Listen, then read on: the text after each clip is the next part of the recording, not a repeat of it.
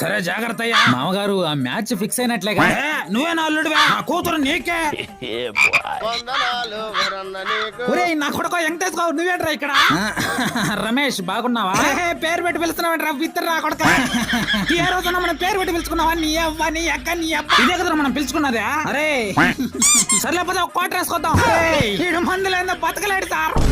చిన్నప్పటి నుంచి ఆ మందు స్టార్ట్ చేసేసాము. ఒక రోజు ఏం జరిగిందో తెలుసా? మందుకు డబ్బులు లేదని బస్ స్టాండ్ లో అడుక్కొని మరి మందు తాగేసావా? సర్లేగా నువ్వు వదిలేసిన రమ్య శ్రీ లక్ష్మి ఎలా ఉన్నారా? వదిలేసావా? ఇంకా కూడా అమ్మాయిలంటే తెగ పిచ్చి సార్. వీడికి న్యూస్ పేపర్ లో ఫోటో చూస్తే చాలు. మామగారు మామగారు పెళ్లి సంబంధం వచ్చిందా? మంచి సంబంధం చెడగొట్టావు కదరా. మరి నాకు పెళ్లి కాకుండా నువ్వు పెళ్లి చేసుకుందాం అనుకుంటున్నావు అంటారా? అందుకే ఏం చేస్తున్నావు ఇప్పుడు? మన ఏరియాలోనే డెలివరీ ఎగ్జిక్యూటివ్ గా జాబ్ చేస్తున్నాం.